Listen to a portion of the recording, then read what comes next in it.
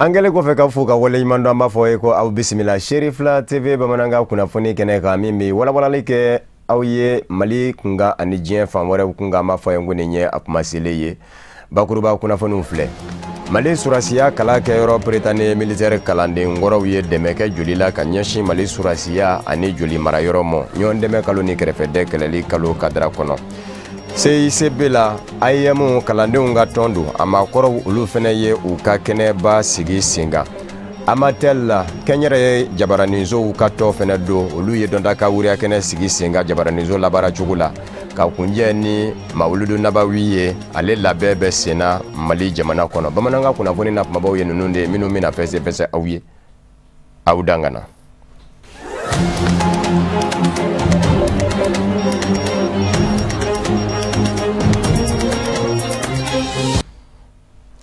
Nyandeme kaloni kerefede keleli kalu kadra kono Britannique militaire ma koro usurasiya kala ke yorodo wiyengani ya jirake anga surasiya la ka minye juliye ko lase surasi umo juli mara yoro mi menebe anga jamana kono wiye juli fene lase ami awladoniya ka fo akene demba ya kumbembali ministry bulu ministry mi nyeshime jamana kono na lakananimo ma wara fene kume akerefe nyondeme kaloni kerefede keleli kalo kokorodun ministry so ni oye nyondeme ministry so kwa sebe mvura nyana boba secrétaire général kumbe ka fara nyondeme kaloni kerefede keleli kalo dembaka anga maminu kume akene ka Cherifla TV jabarani to kola Abdul Karim Sako naka jatala sedu nyare Amical des anciens élèves du Britannique militaire a san sabaye niye u bɛ ni baara in kɛ ka dɛmɛ ta ka ɲɛsin jamanadenw dɔw ma kɛrɛnkɛrɛnnenya ma ɲɔgɔn dɛmɛ ani kɛrɛfɛden kɛlɛli kalo hukumu na u sera ka fɛn min fara ɲɔgɔn kan ɲina dɛmɛw na n'o ye joli ye u t'i jɔ joli pɔsi 309 na ani fura minnu sera ka fara ɲɔgɔn kan n'o ɲɛsin bɛ an ka finitigiw ma o musaka bɛ t'i jɔ $9 ani 100,000 n'a kunkanfɛn na a bɛ fɔ joli mara yɔrɔ min ma Centre national de transfusion sanguine joli a bɛna kɛ dɛmɛba ye o cakɛda ye fo ka taa se an ka finitigiw ma minnu ni joliko mako b'u la kosɛbɛ fɛn min ye amical président ye a y'a yira k'a fɔ nin ye waleɲuman dɔn de ye ka bɔ olu yɔrɔ ka ɲɛsin jamana ma ko bawo jamana de ye i mako don olu la kabini kunungo o hakilina de y'a to u ye nin ta ka ɲɛsin jamana ma k'o kɛ waleɲuman dɔn ye a ka kɛlenw na an bolo faso ka juru de b'an na komi n y'a fɔ n ka discours la ne faso y'an ta k'an fɛrɛ bɔ san 6 kɔnɔna la n'an bɔra an kalanna kalanko ɲuman na maître ɲumanw fɛ ani encadré militaire ɲɛnɛmaw fɛ donc n'o y'anw nafa n'anw fana taara an fana bɛ se ka mun kɛ Mali ye an bɛ dɔ de sara an ka juru la n'o tɛ an tɛ se ka bɛɛ sara dɛ donc Britannique directeur bɛ ale ye an ka ekɔliden kɔrɔ ye mun kɛra an ye a bɛɛ b'a dɔn an fana ye hakili sigi k'an sigi k'an miiri an ko an bɛ se ka mun kɛ Mali ye an y'an sigi k'an miiri an ko joli tɛ dilan a tɛ feere donc an bɛ se ka mun kɛ bi joliko dɛsɛ bɛ yen problème bɛ a bɛ hôpitaux bɛɛ kɔnɔ et puis kɛlɛ bɛ sen na finitigiw mago bɛ joli la an ko an bɛ se ka mun kɛ ka yala ka mɔgɔw deli u ka fara an kan an ka jeli di donc an y'o jeli di de dabɔ nin y'a san 3 ye an bɛ fura fana di armée ma ani polisiw ani pompiers ngana a yira da yɛrɛ di e yɛrɛ di da ye joli di ɲɔgɔn dɛmɛ ani kɛrɛfɛden kɛlɛli kalo a ta ko mugani duna denba o y'a yira k'a fɔ ale nisɔndiyalen don kosɛbɛ ni baara in ye ko nin bɛɛ ye fɛn ye min bɛ olu dɛmɛ u ka baara la n'o ye ɲɔgɔn dɛmɛ baaraw ye ka ɲɛsin jamanaden kelenna bɛɛ lajɛlen ma k'a bɛ welekan kɛ ka ɲɛsin jamanaden bɛɛ lajɛlen ma u bɛɛ ka u dɛmɛ ni baara in na ko bawo jamanajɔ a baara belebele dɔ ye ɲɔgɔn dɛmɛ de ye ne nisɔndiyalen don parce que kabiri kalo in daminɛna n'a ɲɛmɔgɔya dira ne ma n bɛ to k'a fɔ sorasi ni civil an ka ɲɔgɔn dɛmɛ bon ni sorasi ɲɛmɔgɔw nana bi ka fara civil ɲɛmɔgɔw kan ka fɔ ko k'u bɛna joli di ka furaw di o ye koba de ye ministre bɔra k'a fɔ ko sorasiw b'u joli di bon ni mɔgɔw sɔrɔla ka na u joli di sorasiw fana ma ne hakili o ye koba de ye et puis an b'an bolo di ɲɔgɔn ma de nin ye sorasi ye nin civil ye min ka gɛlɛn an bɛɛ de ta ye jamana ye a baara bɛɛ lajɛlen ɲɛmɔgɔya kun bɛ lakana ministiri bolo n'o ye général Salifu Traoré a yɛrɛ ka nisɔndiya yira ni ka laban ka folikan kɛ ka ɲɛsin amical des anciens élèves du Britannique ma ko jolidi bɛɛ lajɛlen kan k'a kɛ i haminako ye ka sabu kɛ finitigiw mako b'a la sanga ani waati bɛɛ lajɛlen wa maa wɛrɛw mako b'a la minnu tɛ finitigiw ye n'o ye population civile ye ka se ka kɛ sababu ye ka niw dɔw kisi ka sabu kɛ jolitanya ye ko bɛɛ lajɛlen kan ka kɛ jolidila ye diɲɛ don o don min dira bi a musaka ko tɛ mais ka ŋaniya siri k'a fɔ an bɛ se ka min kɛ an bɛ taa mɔgɔ an b'an yɛrɛ joli di an bɛ taa mɔgɔ wɛrɛw ɲini minnu bɛ jɔn ka joli di ka t'o bila banque de sang na ani ka wari ɲini ka dɔ bɔ an kunna ka dɛmɛbaw ɲini ka fura san k'a fɔ k'an bɛna fura di finitigiw ma ni hakilina ɲuman ba de hali bi an b'a fɔ bɛɛ k'i hakili to nin na mɔgɔ bɛ se ka nin dɛmɛ sofaya kɛ nin waati ka ɲi a kɛra nin kalo ye o a kɛra kalo wɛrɛ o ka dɛmɛ ninnu kɛ walasa an bɛ se ka finitigiw dɛmɛ cogo min na. K'a ladɔnniya k'a fɔ Amicale des anciens élèves du Prytanée militaire du Mali ɲɔgɔn dɛmɛ ani kɛrɛfɛden kɛlɛli kalo baara hukumu na projet minnu kun bolo dalen bɛ u fɛ a hukumu na nin y'a kun cɛlen ye.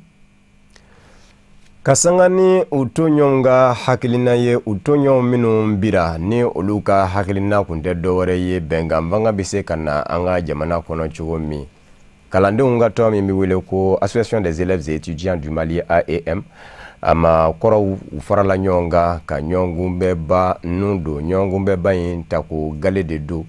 ka daminɛ juma octobre kalo tile 25 la ka taa bila tile 27 la AEM tɔnden kɔrɔw bɛ bɔ diɲɛ fan da naani bɛɛ lajɛlen la ka ɲɔgɔn sɔrɔ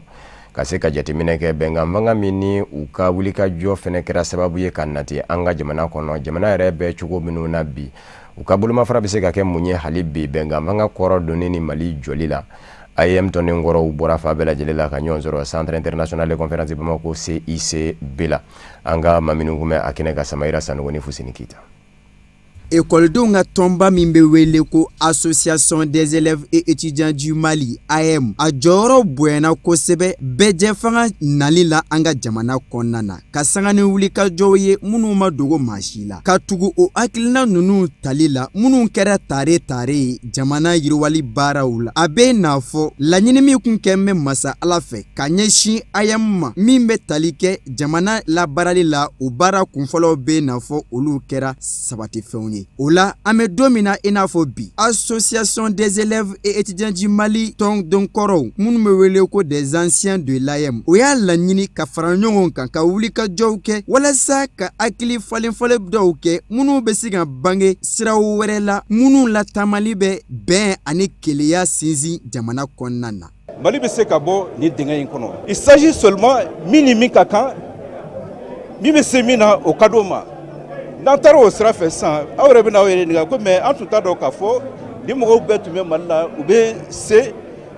compétence b'u la a dynamisme b'u la a courage b'u la audace b'u la. O de kama an ko on fera tout pour honorer au sang des martyrs mɔgɔ binna Mali de kama pour que Mali ka taa ɲɛ donc o kɛlɛ in an b'a a kun ta fo ka se a dan na an tɛ sɛgɛn an tɛ ɲinɛ o de an bila nin na bi. Tile saba kɔnɔna na Association des élèves et étudiants du Mali AEM tɔnden kɔrɔw o n'a sigi ni ka hakili falenfalenw kɛ dakunna minnu labaarali jɔyɔrɔ bɛ se ka bonya kosɛbɛ jamana yiriwali baaraw la bi. Thématique saba de b'an bolo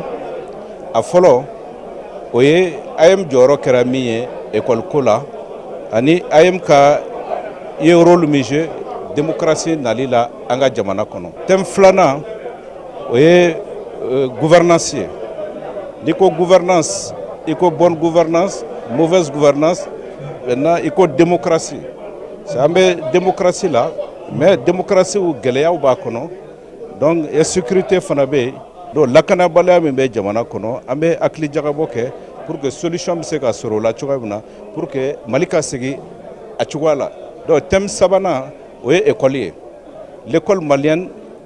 ka taa 90 la kana abla bila. Ni première édition du Forum international des anciens de l'AEM a baaraw bɛ taa kuncɛ yɔrɔ o yɔrɔ baara in labɛnbaaw b'a fɛ ka bɔ ni somɔgɔ samaw ye minnu lawaleyali bɛ se ka bange fɛɛrɛw ani dabali kuraw la janko ko bɛn ani keleya bɛ se ka sabati cogo min na Mali ka keleya bɛ sinsin cogo min na fo ka taa se lakana bɛ se ka segin ka na jamana fantan ani naani bɛɛ lajɛlen kɔnɔ cogo min na o ye hakilinaw ye minnu sɛbɛkɔrɔ tanuna AEM tutigɛbaaw fɛ. Fɔlɔ AEM kunu AEM bi AEM a bɛ AEM kelen sigi kun kelen ye a sigi kun ye mun ye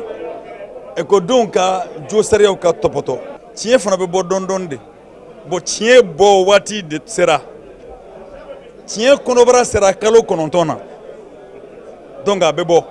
a bɛ na. an ma ladɔnniya k'a fɔ baara kunfɔlɔw la Mali jɔnjɔn dali kun kɛra jama fɛ fo ka taa se sanga kelen tasibila k'o ta k'o ɲɛsin maaw ma minnu ni tora démocratie nali baaraw la jamana kɔnɔna na. Seereya caman minnu bɛ wele ko témoignage minnu kɛra association des élèves et étudiants du Mali tutigɛbaw fɛ fo ka taa se maaba wɛrɛw minnu tun bɛ kɛnɛ in kan o kɛra baara in waati kɛrɛnkɛrɛnnen dɔw ye.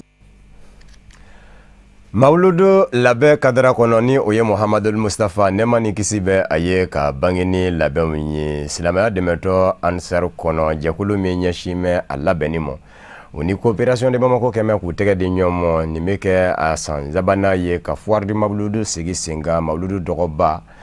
o labɛn de kɛra sigikafɔ dɔ ye min kɛra ka bɛn ni juma octobre kalo tile 25 ye Bangoni Jɛngɛnɛbugu la sigida galela silamɛya dɛmɛtɔ Ansar bolofara min bɛ Bamakɔ olu ma ɲɛma caman kun bɛ a kɛnɛ ka Alhamidu Badini ni Baba Keita kun bɛ Cherifla TV jabarani tɔgɔ la. Alkuranɛ sanuma kalali o de kɛra ka ɲɛfɔli kɛnɛ nun don mun na bɛ foire Mawlid 2019 ɲɛbila baaraw ko fɔ walasa foire Mawlid 2019 baaraw ka kɛ kunnawolo ye fɛn min ye commission d'organisation ye ni maa tan b'o kɔnɔ o sigila sen kan hakilina kura caman talen don ɲinɛ foire hukumu kɔnɔna na wa standi sugu naani o bɛ maaw ka bila la. Sani fɔlɔfɔlɔ n'o ye sani yirilama ninnu ye olu ye 3 mètres carrés ye an b'olu kɛ 50,000 bon sani filanan n'o y'an ka VIP ye an b'o kɛ 60,000 ye sani sabanan an b'o kɛ 1 million ye bon dɔ in bɛ o tɛ sani o y'an ka jagokɛlamisɛnnin minnu bɛ yen nɔ an bɛ ka yɔrɔ dɔ aménager olu fana kama yɔrɔ olu ta ye 2,000 ye bon sani VIP ninnu a bɛɛ aménageren don ka ɲɛ kosɛbɛ an bɛ ka labɛnw bɛɛ lajɛlen kɛ pour que k'u ka yɔrɔ décorer a bɛ se ka kɛ yɔrɔ ɲɛnama ye foire ba ye cogo min na don nataw la. Foire Mawlid ni nin y'a ta ko sabanan ye a hakilina ɲuman bɔra Bamako coopération de yɔrɔ la wa a bɛ don kadara mun kɔnɔ o de ye Mawlidi ɲɛnɛmayali ye ni maa ba caman bɛ tali kɛ o la san o san Bamako yan nɔ. Ko mɔgɔw bɛ changer u ka nafasɔrɔ siraw kan e ni ne bɛ o fɔlenw kɛ an y'a o de lawaleya sisan baaraminɛn na i y'a faamu parce que e ne bɛ kuma minnu fɔ n'an taara ka n'a a marchandise ye an bɛ ɲɔgɔn ka kɛtaw dɔn o la dɔ bɛ fara an ka nafaw kan et puis fɛnɛ jamakulu ni ka se jamana 30 kɔ o kana ɲɔgɔn sɔrɔ aw ka jamana kɔnɔ an man ka aw sigi k'o lajɛ ten parce que o ye kobaw de a nafa bɛ se ka bonya cogo di jamana yɛrɛ bɛ se ka nafa sɔrɔ a la cogo di aw yɛrɛ minnu ye Mawlud kɔnɔdenw ye a ka silamɛya bɛ ɲɛ aw bolo cogo di ka ɲɔgɔn minɛ bɛ sabati a kɔnɔ cogo di gɛlɛya minnu b'aw ni ɲɔgɔn cɛ olu bɛ furakɛ cogo di o de ye a to an ye foire Mawlud in créer jamana ka nafa sɔrɔ sira bonya kama. Tigɛdi ɲɔgɔn sabatilen don Bamako coopération ni Cherifla télé ani radio La Voix du Citoyen ɲɛmayaso cɛ cogo min na sɔrɔ bosobaw olu ka baara bɛ se ka lakodɔnya ni foire senfɛ. Coopération ye sɛbɛn kɛ ka se Cherifla TV ma k'u bɛ fɛ an n'u ka jɛ ka baara kɛ ɲɔgɔn fɛ foire hukumu kɔnɔna na an y'a sɛbɛnni minɛ ni bolo 2 ye kabini o don fo bi ni Ala sɔnna an bɛ ka baaraw kɛ ɲɔgɔn fɛ édition sabanan min n'a bɛna kɛ Korofina terrain kan ne hakili la ni san tɔw ta tɛna kɛ kelen an bɛ min de ɲini o de ye Cherifla TV dayɛlɛlen bɛ maliyɛnw bɛɛ de coopération dɔrɔn tɛ jɛkulu o jɛkulu ni sera an ma komi dɔw yɛrɛ sera an ma ka kɔrɔ n'o ye Siagiri n'a ɲɔgɔnnaw ye an n'u ye baara kɛ ɲɔgɔn fɛ ani chambre de commerce bɛ baara kɛ ɲɔgɔn fɛ san o san nin hukumu nin kɔnɔna na donc an b'a baara nin an bɛ dɔɔnin dɔn a la donc an b'a ɲini bɛɛ fɛ k'a fɔ dayɛlɛlen bɛ bɛɛ pour que maliyɛn bɛ se ka satisfait yɔrɔ o yɔrɔ a ka jagofɛn laseli la mɔgɔw ma mɔgɔ minnu n'u tɛ a yɔrɔ la Cherifla TV dayɛlɛlen bɛ o sira fɛ pour que ka se ka maliyɛnw bɛɛ satisfait. Ɲininkali caman kɛra nin kɛnɛ kan minnu jaabila ɲɛma commission d'organisation maaw fɛ wa fɛn min ye silamɛya dɛmɛtɔn Ansaru ɲɛmaw ye olu bɛɛ y'u ka nisɔndiya yira ka sanga ni nin hakilina ɲuman ye. Foire la i b'i ye donc o la i ka baarakɛyɔrɔ hali ni tɛ jagokɛla yɛrɛ n'i ye bolola baarakɛla de i ka baarakɛyɔrɔ ka se ka a yira diɲɛ bɛɛ ka i yɔrɔ dɔn nin y'a occasion dɔw ye donc o la an kɔni an bɛ dugawu de kɛ vraiment baara in Ala ka na ni hakilina ɲumanw ye pour que a bɛ se ka taa ɲɛfɛ cogo min na daminɛ ma nɔgɔn mais an dalen b'a la a bɛna ɲɛ bon fɛn o fɛn bɛ yen n'a bɛ an karamɔgɔ tɔgɔ la a tɛ to kɔfɛ Ala yɛrɛ bɛ na ni hakilina ɲumanw ye bon hakilina ɲumanw de commencera ka daminɛ sisan bon an dalen b'a la vraiment inchallah ɲinan ta in ni mɔgɔw ma wuli joona ka na u tɔgɔ sɛbɛn ka standu ninnu ta n b'a dɔn a bɛna ban joona dɛ. foire mawlud san 2019 ta n'a bɛ kɛ Korofina dolantan terrain kan a bɛ daminɛ novembre kalo tile 9 ni ka taa kuncɛ novembre kalo tile 16 wa an ka zikiri dɔnkilidalaw ani ɲɔgɔlɔnbɔlaw olu na kɛ yen nɔ fana jama ka nimisiwasa kama. Sisan an bɛ jɛ ka hali bi maa damadɔ fana ka dakuru ɲɛ filaw lamɛn minnu kun bɛ badennin ka kuma galamani na an ka jɛ ka ɲɛmada. Alhamdulillah an kɔni an nisɔndiyalen ba de don ni foire ko nin parce que n'i y'a jateminɛ hali anw yɛrɛ minnu bɛ yan nɔ Bamakɔ yan nɔ ani dunan minnu bɛ bɔ kɔfɛlaw la ka na bɛɛ mago b'a la fɛn min tɛ sɔrɔ i ka yɔrɔ la n'i nana mawuludikɛyɔrɔ la i ka se k'o san ka sama i ka somɔgɔw ma ani k'o san ka segin i bolo bon i b'a ye n'i tɛ yɔrɔ jɔnjɔn dɔn n'i yɛrɛ ye dunan ye i bɛ sɛgɛn kosɛbɛ yɔrɔ ɲini na f'i ka taa dugu kɔnɔnaw na k'i bɛ taga ɲini bon ni foire dayɛlɛ la min bɛ kɛ sababu ye feere fɛn bɛɛ lajɛlen bɛ sɔrɔ a kɔnɔna na i bɛ min ɲini i b'o sɔrɔ a kɔnɔna na an b'a fɔ o kɛra anw musow yɛrɛ de ye kɛrɛnkɛrɛn ma parce que n'aw nana mawuludu la an ka laɲini ye dɔrɔn an ka taa ni fɛn de ye an bololankolon kɔni tɛ segin cogo si la bon o sɔrɔ yɔrɔ teliman n'o dayɛlɛ la o ye nisɔndiyaba ye ka ɲɛsin anw ma. Vraiment o ye programme minnu d'an ma an nisɔndiyara an fari fonina ko labɛnbaw kɔrɔ n'o ye anw yɛrɛ ka coopération ye an b'a dɔn k'a fɔ ni Ala sɔnna ɲɛtaa bɛ ko in na min kɔni bɛ yen an bɛ diɲɛ juraw wele ani fɛntigiw ni baarakɛlaw bɛɛ k'i jija k'i sen don ko in na ka place ɲini k'a lajɛ ni Ala sɔnna foyi t'a kɔnɔ hɛrɛ kɔ an kɔni an nisɔndiyara vraiment programme an kɔntana et puis an b'a dɔn ɲɛtaa baara u yɛrɛ wula k'u jɔ baara ninnu na depuis bi ma se Ala y'u dɛmɛ ni mɔgɔ yi ko i bɛ cɛsiri ka diɲɛ ko kɛ Ala de b'i dɛmɛ o la bi Ala ka dɛmɛ bolo de donna na an b'a dɔn k'a fɔ mawuludu hɛrɛ bɛ se mɔgɔ caman ma min yɛrɛ ma wuli mawuludu yɛrɛ kama wala n'Ala sɔnna a bɛ hɛrɛ de don an ka jamana kɔnɔ wa an bɛ bɛɛ de wele ka na kɛnɛ kan. An bɛ min de ɲini mɔgɔ fɛ dɔrɔn ka taa u ye saliw ni fɛn minnu kɛ mɔgɔw ka taa yɔrɔw ta a fɔlɔ a nafa b'i yɛrɛ de kan adamaden n'i bɛ baara la n'i ko fɔra n'i yera mɔgɔw bɛ se k'i sɛgɛrɛ mais n'i ma ye i sɛgɛrɛ man di dɛ nin bɛɛ ye dɛmɛ de ye Ala kira yɛrɛ bonya kama ka sira dayɛlɛ mɔgɔw ye hali bi adamadenw ka se ka nafa sɔrɔ parce que kira nana de rahmatan lil alamin dafɛn bɛ ka hinɛ kama ko dafɛn bɛ ka hinɛ don bon o ma dɔn foire in kɔnɔ mɔgɔ dama min bɛ a ka san musaka sɔrɔ nin foire kɛyɔrɔ in na an ye san 2 kala ka tɛmɛ a sabanan ye nin ye san 2 min tɛmɛna a ko kɛra cogo min na commerçant minnu taara kɛnɛ kan jagokɛla minnu taara kɛnɛ kan u ye gɛrisigɛ min sɔrɔ n'u ye bonya min sɔrɔ o to ɲinan yɛrɛ an bɛ dugawu de kɛ an ye kɛnɛ min ta hali bi Ala ka dɛmɛ kɛ sinon kɛnɛ yɛrɛ bɛ ɲini ka dɛsɛ ka ban parce que fan bɛɛ mɔgɔw wulila fan bɛɛ mɔgɔ bɛ yɔrɔ la o kumana nin bɛɛ bonya bɛ segin jɔw ma Ala kira mɔdenkɛ ale min nin sira yira n'o ye sirifikɛ ye an b'a ɲini Ala fɛ foire in Ala ka don hɛrɛ la Ala ka bɔ hɛrɛ la. N'o bɔra yen coopération ye min ye komi aw yɛrɛ b'a dɔn n y'o de fɔ kuma daminɛ na n ko aw yɛrɛ ka baara kɛlen don anw ye aw ka baaradenw de ye anw bilalen don aw ka baara de la wa n'anw ko an bɛ baara o baara kɛ anw tɛ se ka baara in kɛ ni aw tɛ jɛngɛ fanga ye ji de anw ka ji o ye aw de an b'a dɔn n'Ala sɔnna ma a tɛna o ye ka bɔ an kɔrɔ baara in kɔnɔna na o kuma na min kɔni bɛ an bɛ nabaga bɛɛ lajɛlen fo k'a fɔ aw nana fɛn min na yarabi Ala k'a to an ni nafa ka segin a la Ala k'a to an ni nafa ka segin a la n'an taara fana an kana kibaruya in an kana dan yan an ka kibaruya in an ka cari kibaruya in an ka lase fan bɛɛ fɛn o fɛn n'a bɛ daminɛ a tɛ daminɛ ko jama ka girin a kan fɔlɔ dɛ a bɛ daminɛ dɔɔni dɔɔni de la a bɛ to dɔɔni dɔɔni de la sa don dɔ bɛ na se aw minnu tun bɛ nin kɛnɛ in kan yan don dɔ a foire mawuludu bɛ na se don dɔ fo mɔgɔ bɛ ɲininkali kɛ o kuma a daminɛ kuma karisa tun b'a la a kana siga o la fiyewu n'an y'an cɛsiri n'an y'an bolo don a kɔrɔ o la Ala k'a n'aw sara Ala k'a kɛ alijinɛ sara ye. Silamɛya dɛmɛtɔ Ansar kɔnɔ jɛkulu min ɲɛsin bɛ lakanako mɔ vigiliw ka bɔ sigida 6nan na olu fɛnɛ ka ɲɔgɔn bɛ sigira senga ko in bɛ don fɛn min gadara kɔnɔ o ye koba filaw minnu bɛ ka na ziyara donɲumanakaw fɛ ani Muhamadu Mustafa ka bange ni nɛɛma ni kisi b'a ye mawuludu o labɛnw de don ko in kɛra sigida 6nan Kimina Ɲamakɔrɔ dugukɔrɔ don an ka ma minnu kun bɛ a kɛnɛ kan Fatumata Yaya Kane ni Dramani Male u ka sɔrɔlen filɛ. Alkurana kalan ka fara jirali kan commission des organisateurs et vigiles ka bɔ sigida 6nan kɔnɔ alsilamɛya dɛmɛtɔ Ansar tɔgɔ la o de kɛra ka lajɛrɛ in baaraw bɛɛ daminɛ nin ye lajɛrɛ min ni a sigira sen kan o jɛkulu in yɛrɛ de fɛ lajɛrɛ in kun tɛ dɔwɛrɛ ye tɔndenw minnu ye u yɛrɛ di baara kama kɛrɛnkɛrɛnnenya na ko labɛn sira kan ani lakɔlɔsili sira kan ni o ye organisateur ani vigile ye ziyara ale ni mawludu baaraw siraw kan san 2019 ka ladilikan kɛrɛnkɛrɛnnenw ta ka ɲɛsin nin cakɛla nunu ma baara nunu ka se ka sira sɔrɔ u bolo ni nimisi wasaw ye kɛrɛnkɛrɛnnenya sigida 6nan ansar tɔgɔla ka bɔ Bamakɔ ni o ye commune 6 ye ne mawludu sura ta an bɛ baarakɛla bɛɛ fara ɲɔgɔn kan ladilikan mana nɔgɔya ma ka se k'a ɲɛfɔ min na mun kosɔn an bɛna baara min kɛ baara fanga ka bon ka sabali ɲini mɔgɔw fɛ ani cɛsiri ko ɲini mɔgɔw fɛ mun kosɔn an ka se ka baara kɛ hɛrɛ la ka ban hɛrɛ la ka sɔrɔ degunmaya la an karamɔgɔ ka nisɔndiya n'an ye an kumalen filɛ o fɛ tuguni n'an taara sanfɛ ɲɛmɔgɔ fɛnɛ de b'an na minnu b'an dirige k'an bila baara dɔw la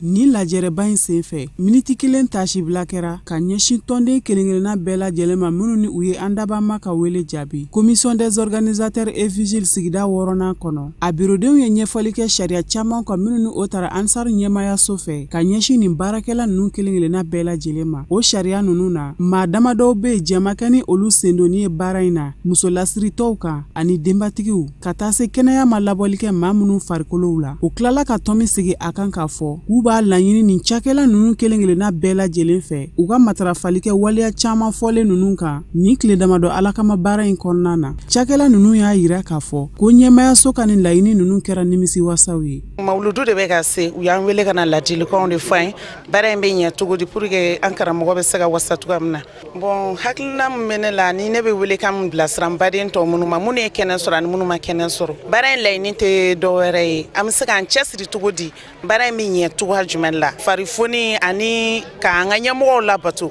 alhamdulillah ne bɛ bɔ ka diɲɛ bɛɛ fo ka bɛɛ lajɛlen waleɲuman dɔn n'an bɔra an b'an ɲɛ jɔyɔrɔ fo a n'a ka denbaya Seydi Shere Usman Madan Haidara ale min kɛra sababu ɲuman ye k'an bila nin sira in kan an b'ale fo ka waleɲuman dɔn ala k'a n'a ka denbaya sɔn arijinal firdausi la ala k'o d'u ma kira na bɔnɔ kama sɔlala rasul sikin sereyara vigile ɲɛmayaso fɛ Mali jamana kɔnɔ ka fara o kan sigida 6nan ansaru ɲɛmayaso u bɛɛ lajɛlen ye u ka nisɔndiyaw yira ala sɔnna an ye commune 6 baarakɛ bonda bɛɛ de farala ɲɔgɔn kan bi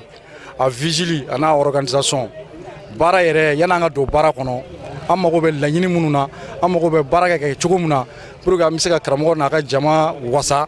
sigi in fanba yɛrɛ ye nin ye an ye cɛ fara ɲɔgɔn kan ka muso fara ɲɔgɔn kan commune 6 y'an wele an ka na donc an nana hakililaw di ɲɔgɔn ma pour que baara bɛ se ka sabati an bolo cogo di alhamdulillah an ye nimisi wasa sɔrɔ puisque ni baarakɛla n'i ye mɔgɔw wele n'u bɔra o de ye nimisi wasa ye an ye baarakɛla minnu wele minnu bɛna taa an ka baara kɛ alhamdulillah bɛɛ kɛnɛ sɔrɔ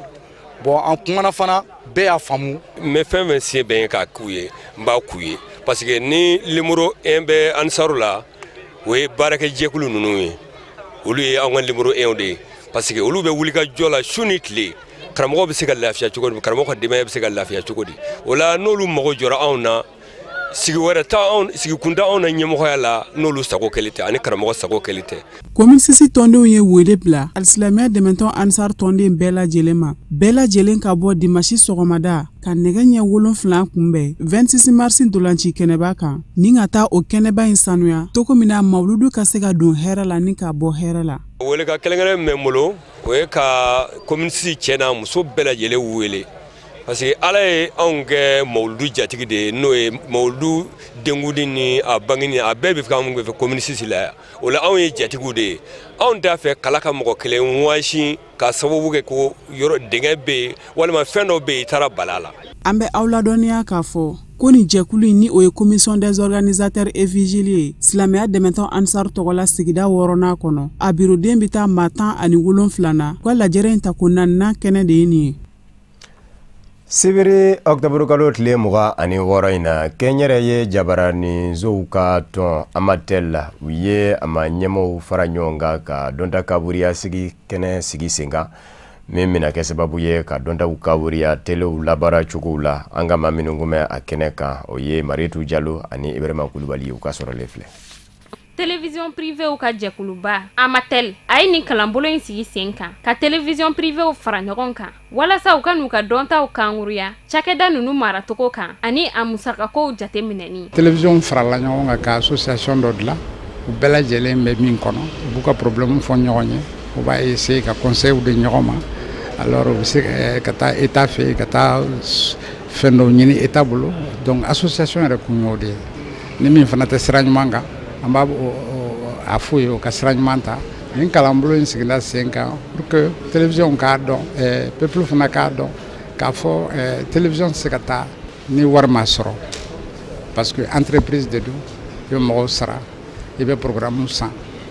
hali journal min bɛ bɔ i bɛ image minnu bɔ f'i k'a san de fo jateminɛw de ka kɛ sɔrɔ bɛ se ka kɛ cogoya min na pour que alors gouvernement ye danaya min ta k'a d'an kan n'o ye k'an créer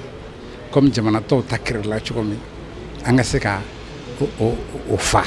Cherifla TV kun bɛ kɛnɛ kan commission ma ɲɛma y'a yira k'a fɔ ni kalanbolo in kɔfɛ yɛlɛma bɛ na don kow taabolo la. Atelier in bɛna kɛ sababu ye an ka degun minnu bɛ an fɛ an ka point faible minnu bɛ yen point fort minnu bɛ yen an b'olu fara ɲɔgɔn kan pour que ka se ka bɔ ni sira ye sira min n'a bɛ se ka télévision bɔ sira la. Anw bɛ ɲɛfɛ kojugu management sira kan k'a ye k'a fɔ Cherifla TV kelen don i b'a fɔ ko entreprise yɛrɛ yɛrɛ de sabula n'i bɛ entreprise sigi minnu b'a kɔnɔnaw na n'u bɛ baaraw kɛ f'i k'olu de bila sen kan. N'i y'a lajɛ ressources humaines bɛ Cherifla TV la comptabilité bɛ yen nɔ technique bɛ yen commercial bɛ yen a dafalen bɛɛ de bɛ yen nɔ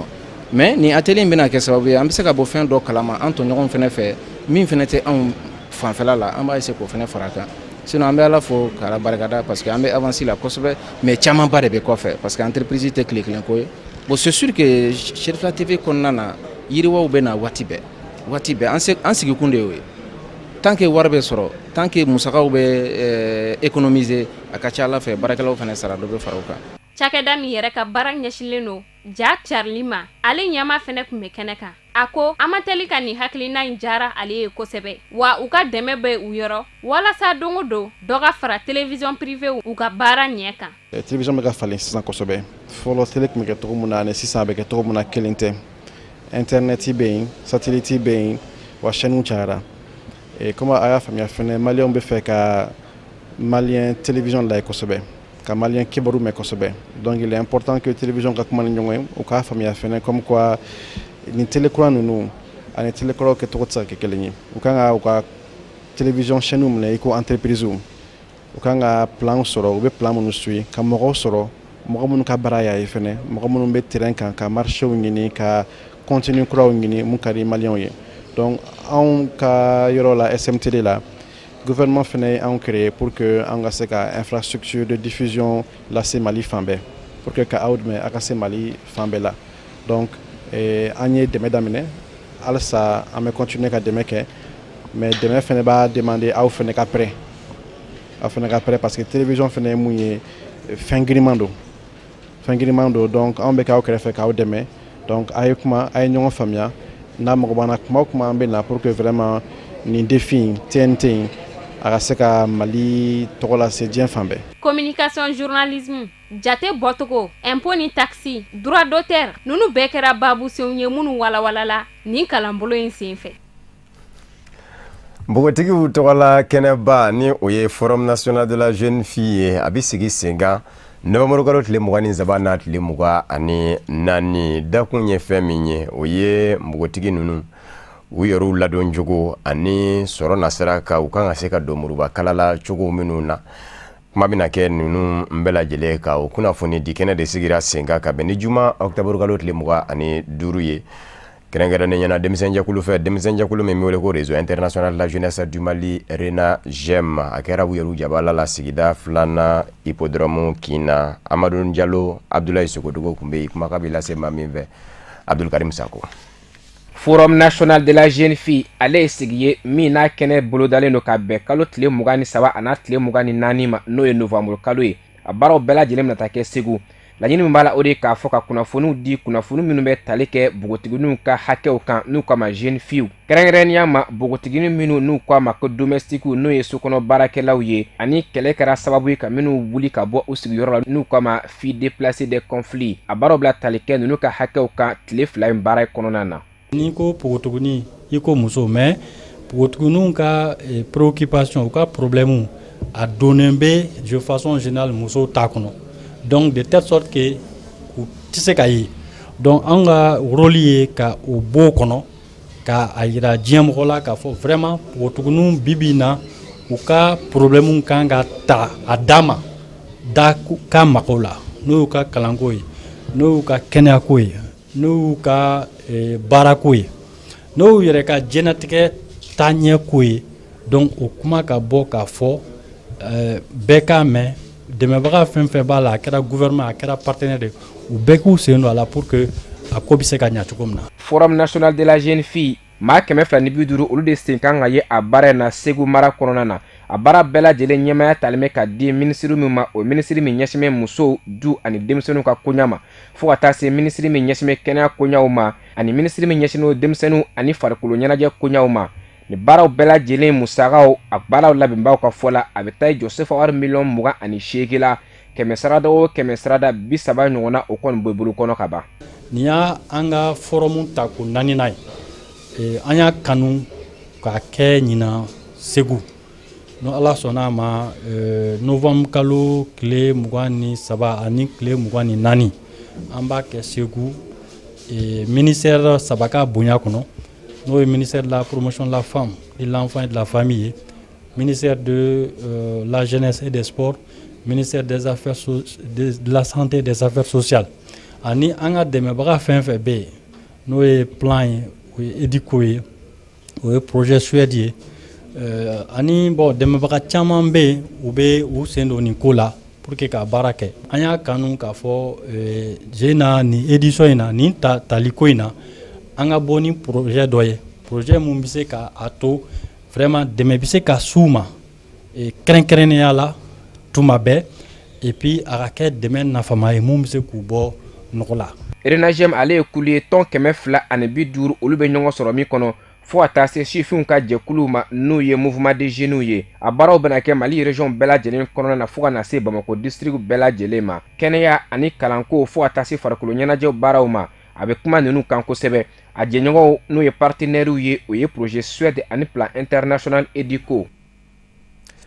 Diɲɛ fan wɛrɛ kunnafoni nasiraw ka Guinée Bissau kaw fɛ nisɔngoya taama dɔ labanna bɔnɛ banfula donni na nisɔngoya taamakɛlaw kunna lakana tigilamɔgɔw fɛ nisɔngoya taama kun tɛ ka kɛ dɔwɛrɛ kama k'a bɛ ɲini jamana ɲɛmɔgɔw fɛ kalata min n'u b'a fɛ k'a kɛ kalo wɛrɛ u ka fɛɛrɛ bɛɛ lajɛlen tigɛ ka bɔ a ma ka sabu kɛ kalata yɛrɛ bɛna kɛ ni kalata sɛbɛnba min ye ko fichier électoral fiɲɛ caman bɛ a kɔnɔ n'a tora ka labɛn ni o ye bɛɛ k'a namara ko ti kɛ tulon ye o de senfɛ ni maaw bɔnɛna u ni na bari sabu ka da ka maa kelen nbara ko Demba Balde. Benenba la Cotonou jamana ɲɛma Patrice Talon kun ye laɲini min kɛ ko sigikafɔ n'u ka don politiki binaku ka fanga sinamatɔnw ni jamana ɲɛmayaso fanga ɲinindɔnw ni ɲɔgɔn cɛ ni fanga sinamatɔnw banna ka sabu kɛ u n'a tɛ hakilina kelen na. Tile filaw minnu kɛra hakili jagabɔ la jango gwɛlɛyaw minnu bɛ politiki binaku ka bawo gwɛlɛya de kɛra sababu ye ni fanga sinamatɔnw zeman do jamana wasadensigi kalata la ko k'o fiɲɛw furakɛ hakilinaw minnu farala ɲɔgɔn kan u taara k'u tɛngu jamana ɲɛmaa la a n'a kɛ sababu ye kalata nataw la fanga sinamatɔnw zen ka se ka don kalataw la.